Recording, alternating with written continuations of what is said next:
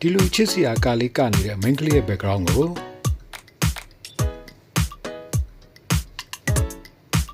အခုလိုပုံငိုပြီးတော့အဆင်ပြေစေမဲ့ background မျိုးဖြစ်အောင်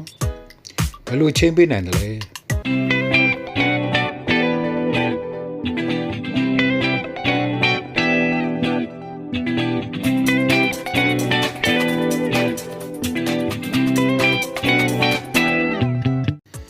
ဒါကို CapCut နဲ့လွယ်လင်းတကူလုပ်ယူလို့ရပါတယ်အဲ့တော့ CapCut ရဲ့ new project ထဲကိုဝင်လိုက်ရအောင်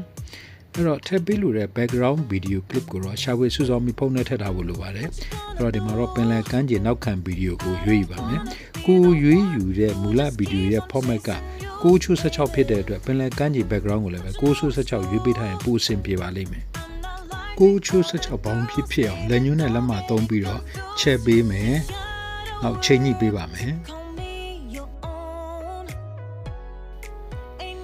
အဲ့ဒီ6:16ကွင်းနဲ့အကောင်းဆုံးအပိုင်းရအောင်ကိုချိန်ညှိယူပါ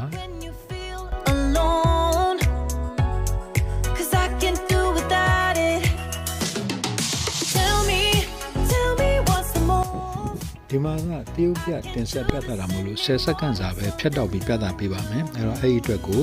timeline မှာကျွန်တော်တို့10စက္ကန့်စာ indicator နဲ့ချိန်မယ်ပြီးရင် split နှိပ်ပြီးတော့ delete နှိပ်ပြီးဖြတ်ချလိုက်ပါမယ်ပြီးရင်ရှေ့ကိုသွားမယ်ပြီးရင်အောက်က over လေးကိုနှိပ်ပေးလိုက်ပါမယ်ထပ်ပြီးတော့ add over လေးကိုနှိပ်ပေးလိုက်ပါဒီ over လေးတွေကိုကနေmain ကလေးရဲ့မူလ video clip ကိုထည့်ပေးပါမယ်ပြီးရင် add နှိပ်ပြီးတော့ရင်ယခုလိုပုံရောက်သွားတာကိုတွေ့ရှိရမှာပါအဲ့ဒီ over လေးအလွှာကို select လုပ်ပြီးတော့ရင်အောက်နားမှာရှိတဲ့ remove background ဆိုတဲ့နေရာကိုနှိပ်ပေးလိုက်ပါဒါဆိုရင်ပုံက background ဖြောက်သွားပါပြီအဲ့တော့မူလ video ရဲ့ background ကိုဖယ်ရှားလိုက်တာတွေ့ရမှာပါအဲ့တော့ background မရှိတော့ပါဘူးအဲ့တော့ပင်လယ်ကမ်းခြေမှာဒီရောက်လာပြီပြီးရင်ပုံကိုချဲ့ပြီးတော့နေရာချပေးလိုက်ပါ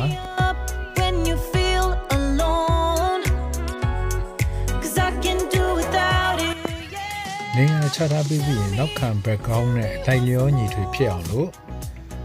adjust ထဲကိုဝင်ပြီးတော့အလင်းမောင်ကာလာများကိုချိန်ညှိပေးနိုင်ပါသေးတယ်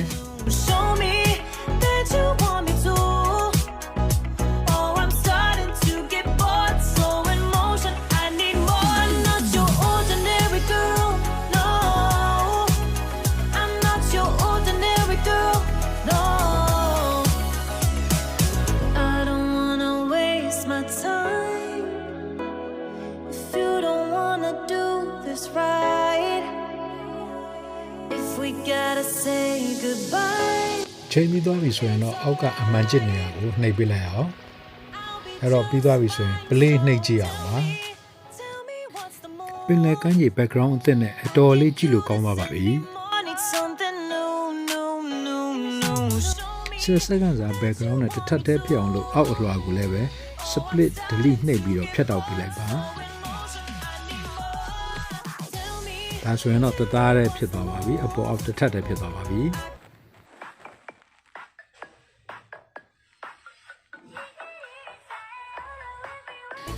အားလုံးပြင်ဆင်ပြီးသွားပြီဆိုရင်တော့ဗီဒီယိုထုတ်ဖို့အတွက်ကိုဒီမြားကိုနှိပ်ပြီးတော့ export လုပ်လိုက်ပါအဲ့တော့ export လုပ်နေပါပြီဒါဆိုရင်သင်ရဲ့ဗီဒီယိုဟာအဆင်သင့်ဖြစ်နေပါပြီအဲ့တော့ဖုန်းထဲကိုတင်ထားမယ်ဆိုရင်တော့ဒါနှိပ်လိုက်အောင်ပါပဲဗီဒီယိုရရှိပါပြီ